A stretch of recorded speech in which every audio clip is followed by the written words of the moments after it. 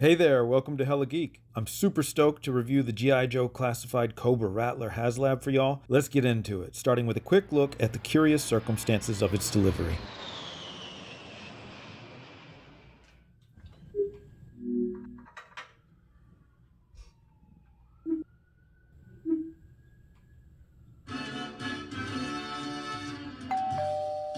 Hey G.I. Joe fans, we are so excited to be here with you today, and by we, I mean this enormous box and nobody having to find it. G.I. Joe will return after these messages.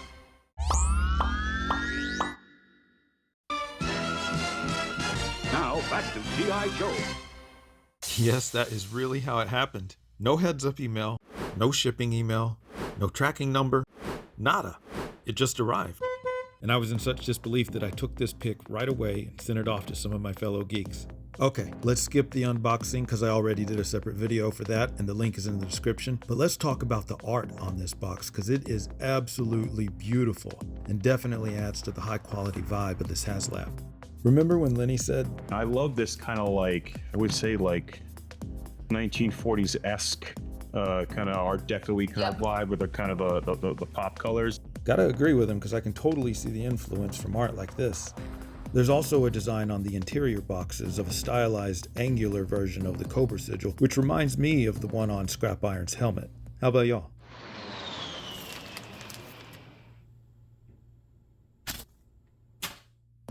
In general, I do like to follow instruction manuals. I know that's not for everyone, but that's my type A.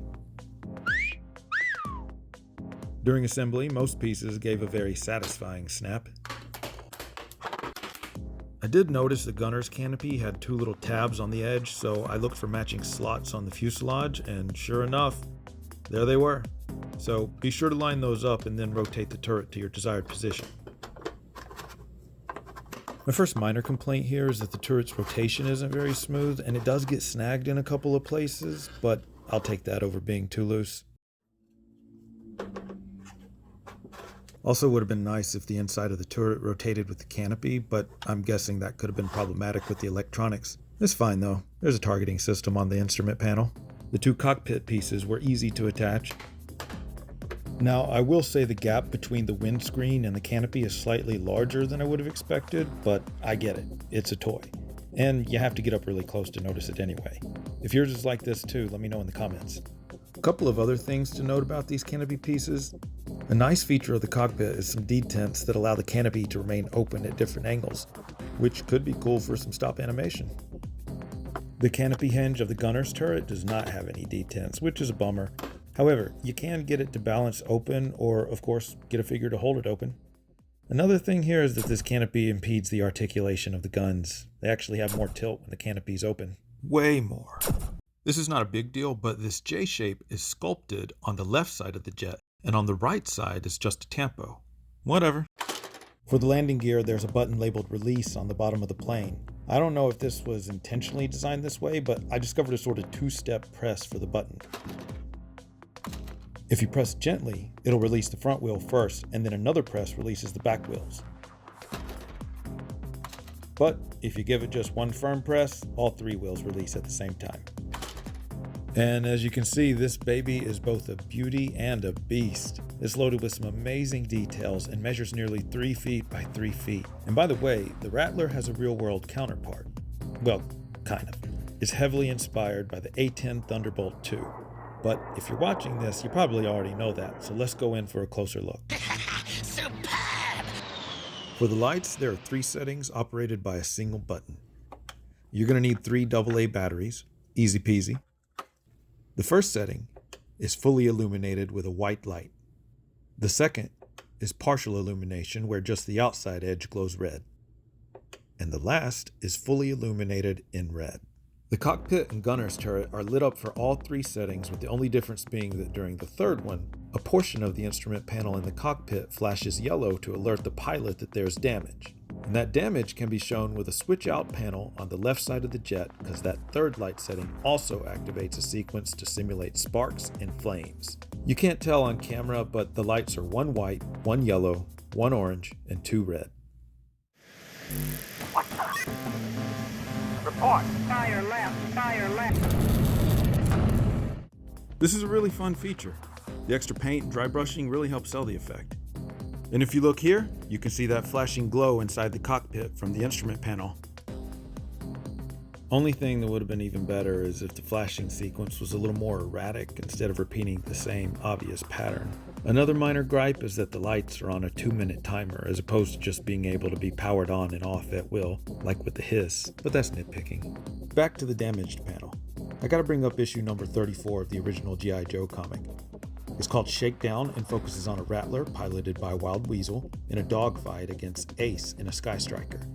Because of panels like this, I think the HasLab took a lot of inspiration from this issue, especially since the Baroness is along for the ride in the Rattler's turret, but we'll revisit this issue later. The jet has some additional panels and moving parts that add to the play value. You can rotate the nose cannon to make that sound, and I didn't research this, but maybe the vintage Rattler did this too? Or maybe it was just added to the HasLab to kind of mimic the real thing. I also unintentionally discovered that the tip of the cannon can spin independently of the rest of the cylinder, but I don't know what the reason for that is. Last thing I want to point out on the cannon is the paint apps to show wear and tear from usage. This panel has been difficult for me to open every time I try, but after a few attempts, I always get it. Once open, it reveals the 30mm rounds for the nose cannon. And if you're curious to know more about the real-world function of this compartment and the cannon, check out this cool video linked in the description.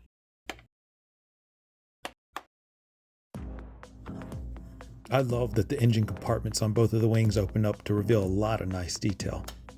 And of course, there is the ladder to access the cockpit, and I don't know if this is how this is designed on a real A10, but if someone was trying to get in, doesn't this seem like awkward placement right under the windscreen?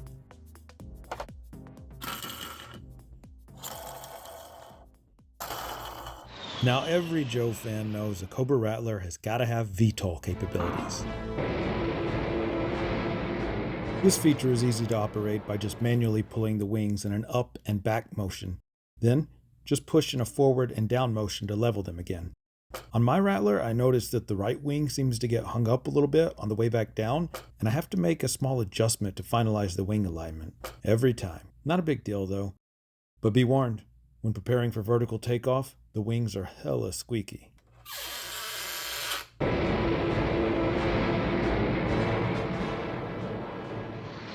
A lot of collectors are happy about the folding wings, and yeah, this is a really smart design.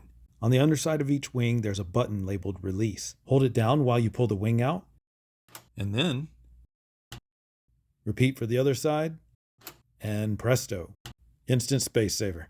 However, I want to fold these back down so we can prepare for a flight.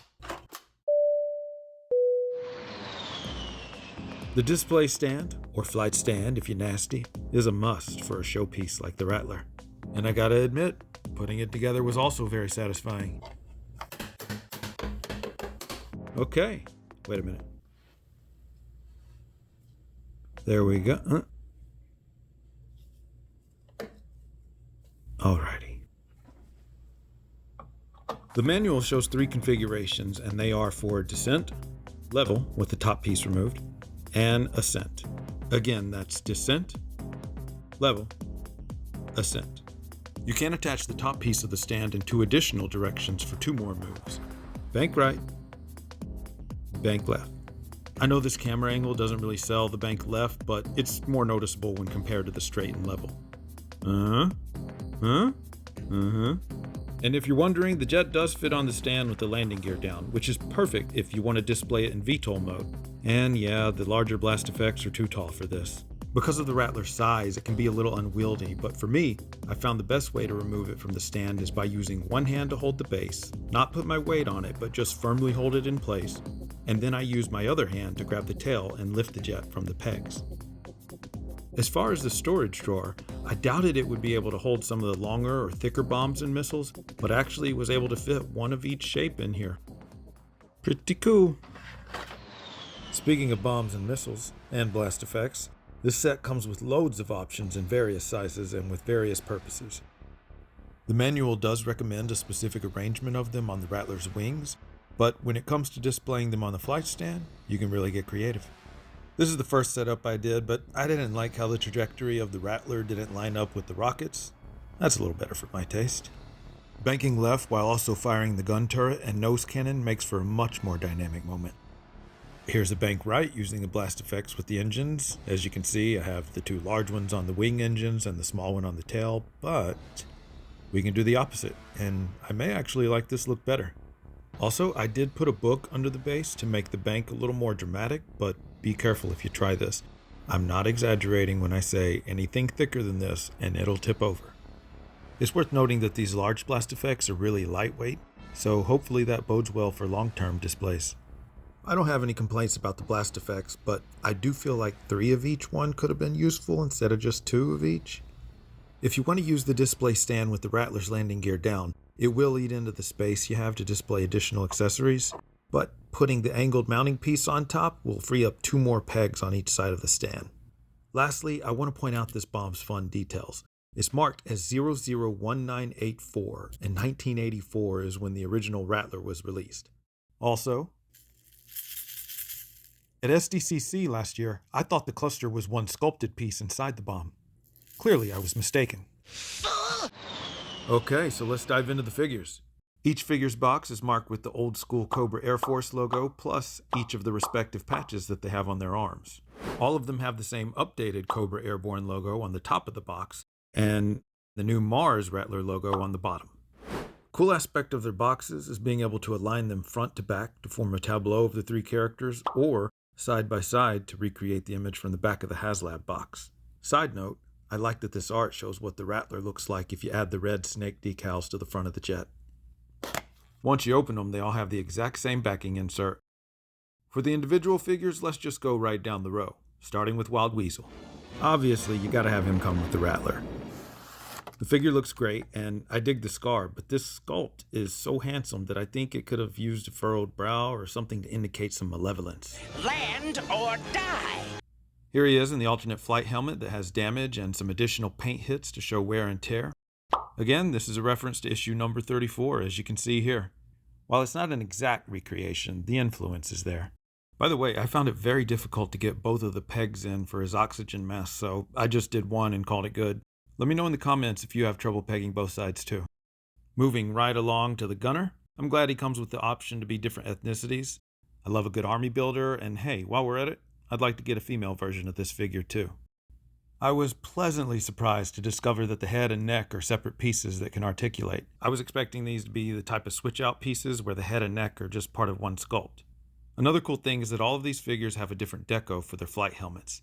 It makes me think of how all the characters in the Top Gun movies have unique helmets. I feel the need for speed.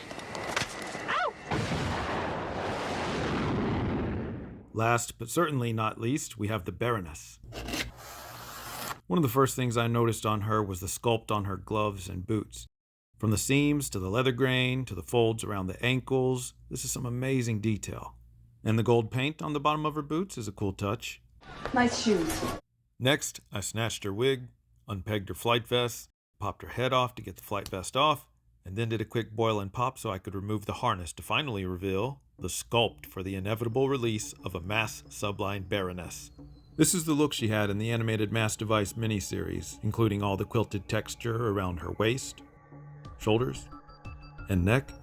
This figure even comes with the glasses with the yellow lenses, though the actual animation ended up making her lenses green.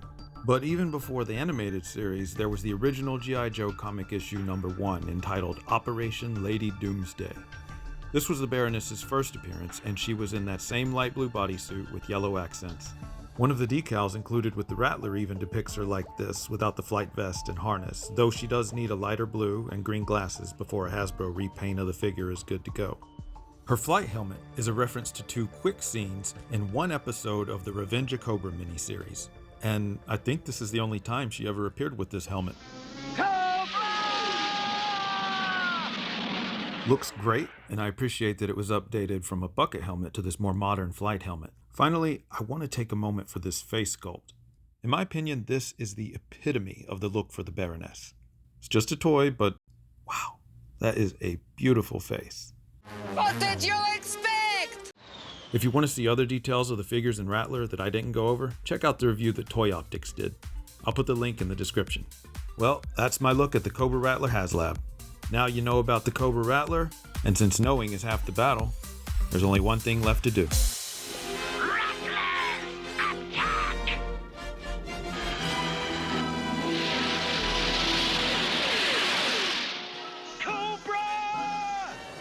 Thanks for watching. Please like, subscribe, comment, share, and until next time, keep it geeky.